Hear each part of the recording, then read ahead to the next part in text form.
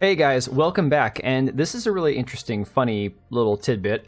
As little as like 2 days ago, as recently as 2 days ago, it looked like Ahsoka season 2 was kind of up in the air, and no one knew what was going to happen. They talked to Rosario Dawson, and she was saying how she had been expecting, some sort of like dinner where they're going to get together and discuss their plans moving forward, and that hadn't happened yet. So a lot of the question mark was, okay, what's going on with this show? What's going to happen, right? Is Ahsoka Season 2 going to happen?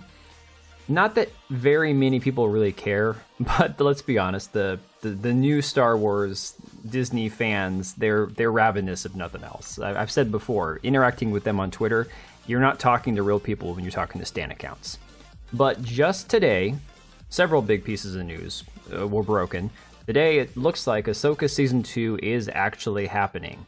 Now, I have no idea what it's going to look like, what the story is going to focus on, because I basically just kind of read the summary of the season. I'm not giving them my watch time. In fact, I think I've canceled or I'm canceling Disney Plus this month. But long and the short of it is, second season is going to happen, despite the fact that their viewership was plummeting, that people were unhappy with the quality of the show. There was a lot of criticism about Rosario Dawson's choreography, a lot of criticism about how much they basically allowed, I can't remember the other girl's name on the show, the little purple-haired, rebel or Mandalorian chick, basically to upstage Ezra's character, and it was a bad show. If we're being objectively honest, a lot of problems with that show. But of all the different projects that have been greenlit, we have now Ahsoka Season 2. We've got the film, the Rey film being done by Sharmeen Obaid-Chinoy, the one who wants to make men uncomfortable. James Mangold, apparently, who's going to be having his own film. This is the same guy that brought us Indiana Jones 5.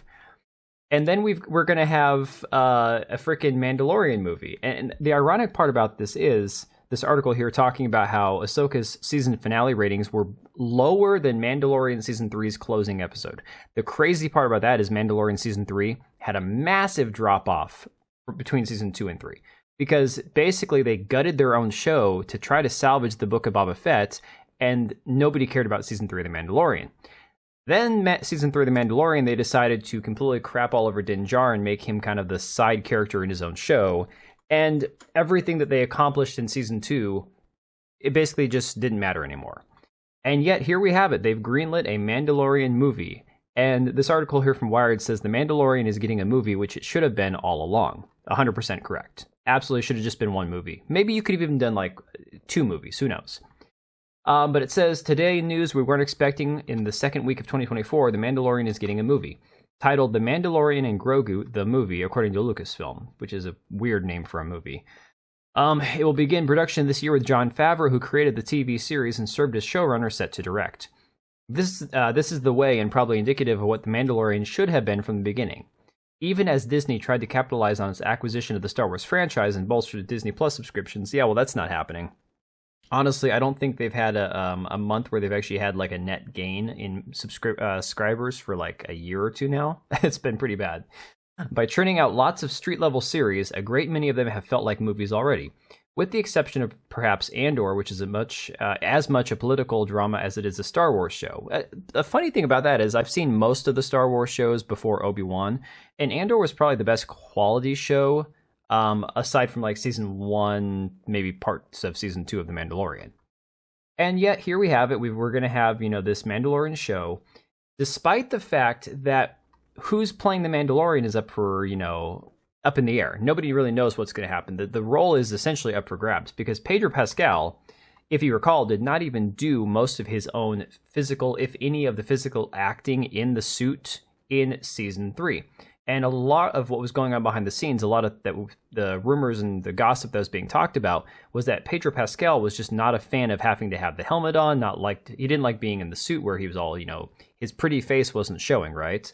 Which unfortunately goes completely opposite of what a Mandalorian should be, is the helmet stays on regardless. And so he was a bad fit for the character. I'm going to say it. I know a lot of people love Pedro Pascal. I didn't watch Game of Thrones, so maybe I'm missing something. I don't understand what everyone's obsessed about that guy for. But they got the wrong guy if they needed somebody who could keep the helmet on.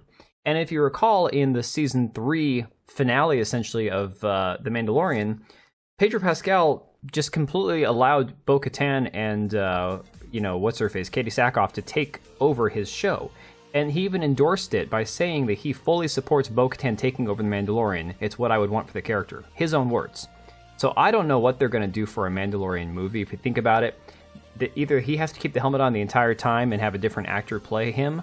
Maybe they'll even get somebody else just to do the entire voice acting, all of it. But it's just pathetic that at this point, after they've already ruined the best show that they've produced in years, that they're now going to try to somehow make a movie.